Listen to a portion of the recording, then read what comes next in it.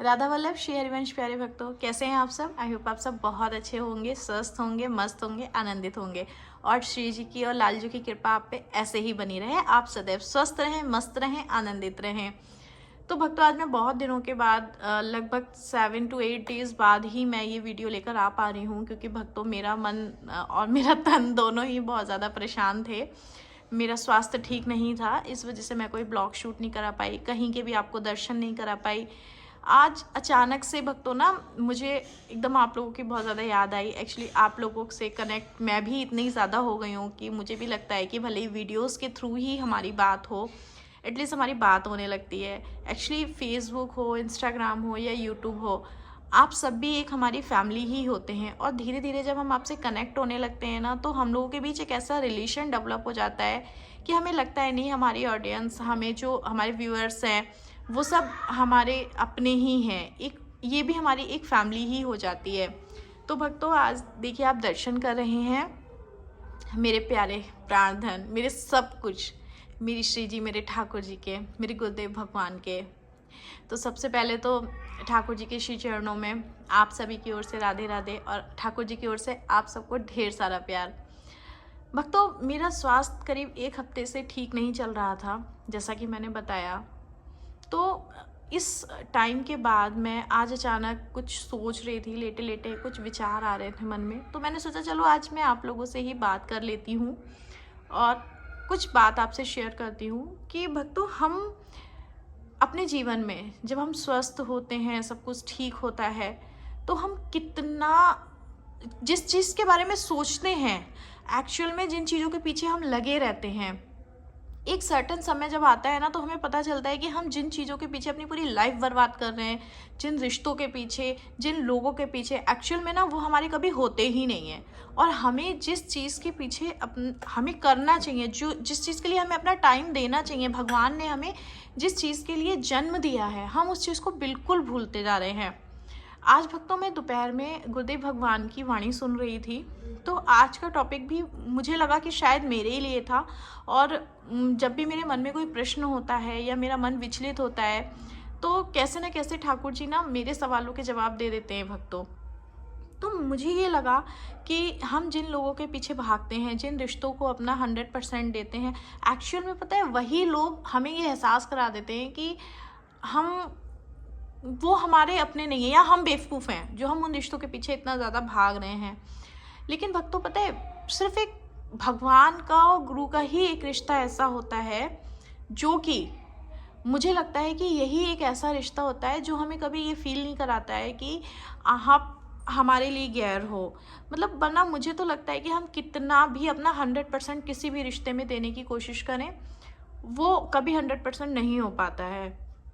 I hope कुछ लोग मेरी ये वीडियो देख रहे होंगे, कोई मेरी बातों से सहमत होगा, कोई नहीं होगा।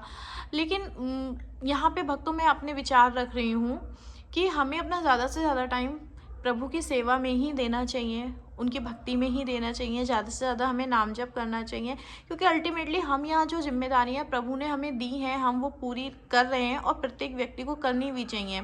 लेकिन उसमें ना कोई बहुत ज़्यादा राग नहीं रखना चाहिए, मेरा अपना ऐसा मानना है भक्तों।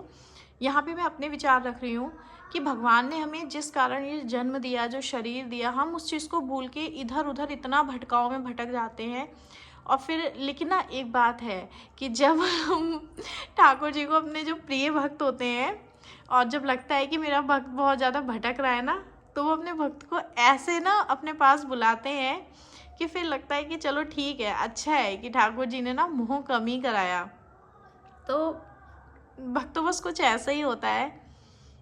तो भक्तों ना, मुझे तो सच में यही लगता है कि हमें बहुत ज़्यादा संसार में घुल मिलकर रहना चाहिए, व्यवहार सबसे अच्छा रखना चाहिए, लेकिन बहुत ज़्यादा उसमें ऐसे रमना नहीं चाहिए भोगों के प्रति। और जितनी भी भौतिकतावादी हैं, बस ये है कि अपने फ़र्ज़ निभाओ और उसके बाद साइड हो जाओ, और बाकी अपना सारा समय ना अपने ठाकुर जी के लिए देना चाहिए। और मेरे जीवन में तो सबसे ज़्यादा भक्तों, अगर आज मैं जीवित हूँ या मैं जो भी सांस भी ले पा रही हूँ, तो मैं अपने ठाकुर जी की कृपा से ही, अपने गुरुदेव भगवान की कृपा से ही ले पा रही हूँ। मेरे जीवन में तो इतने अनुभव होते हैं, इतनी लीलाएं ठाकुर जी करते हैं कि बस मैं अब क्या ही बताऊँ आप लोगों को। क्योंकि कुछ चीज़ें बताने लायक भी नहीं होती हैं और उन्हें एक भक्त हृदय ही समझ सकता है। बस आपको बता रही हूँ ना कि जब जब गिरी हूँ तब इन्होंने उठा लिया है और इन्होंने ऐसा पकड़ा है, मैं बता नहीं सकती, मेरे पास शब्द नहीं है। मैं अपने ठाकुर जी की कृपा क्या बताऊँ आपको, बताने के लिए बहुत कुछ है, लेकिन बस कुछ चीज़ें हैं ना जो भक्त और भगवान के बीच ही रहनी चाहिए, इसलिए मैं उन लीलाओं का वर्णन कम से कम ही करती हूँ। और इसमें ठाकुर जी को मैं आपको ये बताना चाह रही हूँ भक्तों, कि हमें ना बहुत ज़्यादा अंधाधुन होकर अपने रिश्तों में नहीं रमना चाहिए।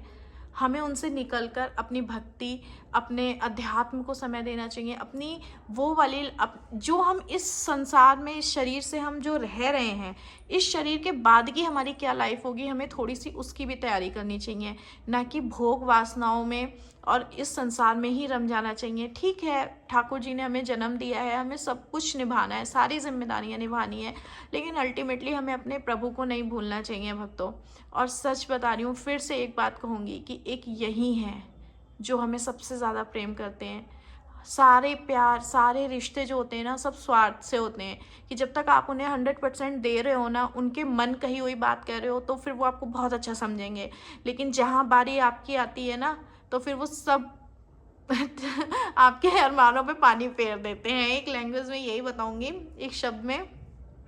तो भक्तों, बस आज आपसे यही बातें करनी थी। मैं अभी यूट्यूब पर भी लाइव आई थी, फेसबुक पे भी लाइव आई थी, तो अगर आपको मेरे से लाइव में कुछ भी क्वेश्चंस हो तो आप इसके नीचे, वीडियो के नीचे कमेंट कर सकते हैं। मिलती हूँ आपको, बहुत जल्दी मिलूँगी नई नई वीडियोज़ लेकर। और ठाकुर जी का प्यार, ठाकुर जी का आशीर्वाद आप सब पे यूं ही बना रहे, गुरुदेव भगवान की कृपा आप सब पे यूं ही बनी रहे। श्री राधे, राधा वल्लभ, श्री हरिवंश, जय जय श्री राधे श्याम, सबको मिले श्री श्री वृंदावन धाम।